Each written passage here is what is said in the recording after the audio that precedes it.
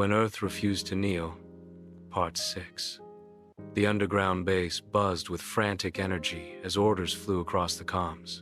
Engineers scrambled to align crude satellite relays, while technicians synchronized field transmitters with the strange harmonic signal pulsing from Earth's core. Dr. Aisha Khan's hands moved swiftly over a console, decoding fragments of the resonance.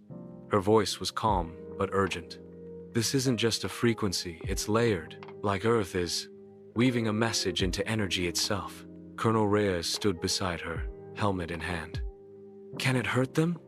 Aisha hesitated, then met his gaze. If I'm right, it won't just hurt them, it'll disrupt their entire fleet. But we need a focal point. Karachi's grid can amplify the resonance, if we survive long enough to trigger it. Above them, the sky thundered. Reports confirmed the Zenith warship had entered the lower atmosphere, its shadow blotting out the stars. The ground quaked as shockwaves rippled across the city. Soldiers armed themselves with rifles that looked pitiful against the alien craft, yet their eyes burned with defiance. A young recruit whispered, "We're not fighting just with weapons anymore. We're fighting with Earth." Reyes tightened his grip on his rifle. Then let's show them Earth never surrenders. Aisha initiated the sequence. Lights dimmed, and the base vibrated as if the planet itself had begun to hum. And somewhere in the distance, the Zenith ship shuddered. Part 7. The Silence Before the Roar. The command deck trembled under a distant rumble. Zenith warships shifting in low orbit. Every screen flickered, static crawling like ghosts across the consoles. Dr. Aisha Khan leaned forward, her dark eyes locked on the oscillating waveform. "It's not random," she whispered, fingers dancing over the keys. "Earth is answering." Colonel David Reyes stood behind her, arms folded, his presence like a shield. His voice was steady, but his jaw was tight. "Aisha, we don't have long. If Zenith initiates their pulse, every comms, every satellite gone." Aisha didn't look up. Her white coat shimmered in the glow of alien interference. "This isn't about satellites anymore, Colonel. This is about resonance.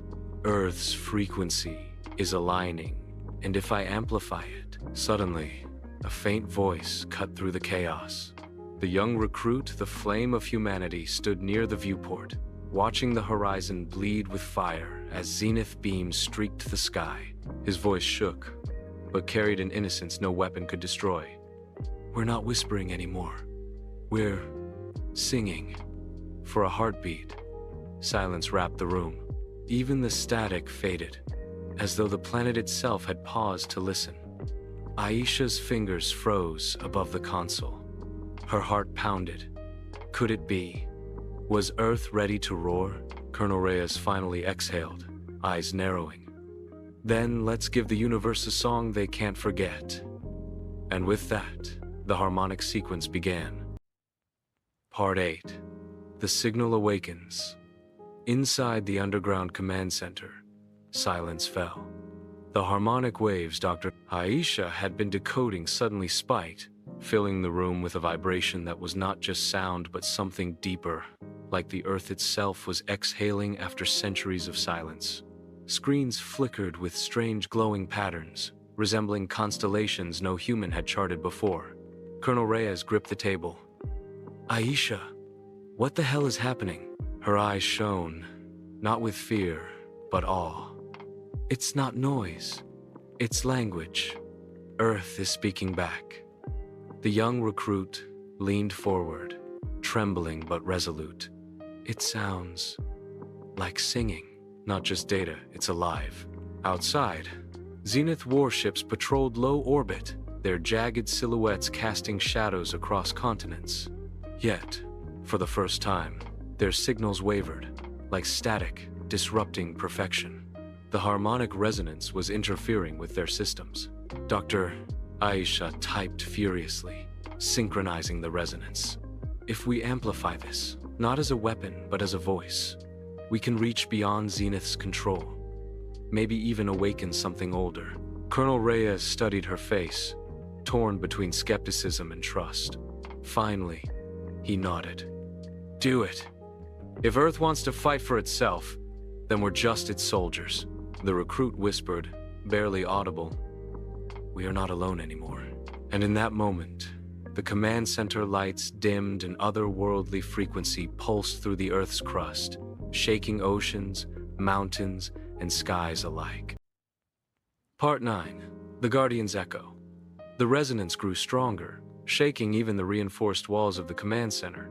Dr. Aisha's monitors displayed patterns so complex they seemed alive, shifting in rhythm with the Earth's pulse. Suddenly, the harmonic waves coalesced into a single, blinding vibration that echoed across the globe. In the middle of the room, the floor vibrated and a holographic form emerged, an ethereal figure of light shaped like a towering guardian, neither fully human nor alien. Its voice was deep, layered with countless tones, as though the mountains, rivers, and skies all spoke at once. You have heard the song, the Guardian intoned. You are the chosen keepers. Earth awakens, and it remembers. The young recruit gasped, his eyes wide. Colonel Reyes instinctively reached for his weapon but froze, realizing this presence was not hostile. Dr. Aisha stepped forward, tears glimmering. You're part of the Earth? The Guardian's luminous eyes focused on her. I am Echo, the memory of this world. Long before Zenith arrived, we slept, waiting for those who would listen. At that exact moment, alarms blared. Zenith warships above had detected the anomaly. The Guardian raised a hand, and Earth's resonance surged through the atmosphere, causing Zenith's ships to falter, their engines glitching. Colonel Reyes clenched his fists. If this is our chance, then we fight with Earth itself. Part 10. The Voice of the Earth. The chamber pulsed with light as the Guardian Echo fully awakened. Its form shimmered a tall, translucent figure, woven from emerald light, shifting like waves across an ancient sea. The voice that followed was neither male nor female, but carried the resonance of mountains, rivers, and storms. Children of Earth, you have returned. Dr. Aisha Khan stepped forward, her hands trembling, tears forming as she realized the planet itself was speaking. Colonel David Reyes instinctively placed a protective hand on the young recruit's shoulder, steadying him. The recruit's eyes shone with awe. He was witnessing not just history, but a moment that would define humanity's future. Echo lifted a hand, and the holographic air rippled, showing visions of Earth's memory forests, oceans, cities rising and falling. You carry within you the flame of survival, but also the shadow of destruction. Suddenly, the chamber trembled. Outside, the Zenith warships shifted formation, their sensors locking onto the massive energy surge. Colonel Reyes muttered, "They've detected it. They're preparing to strike." But Echo's voice grew louder, resonating through the planet's core. "The invaders will learn. This world is not silent." A deep vibration rippled outward, powerful enough to reach the stars. For the first time in history, Earth itself had spoken, and it was ready to defend its children.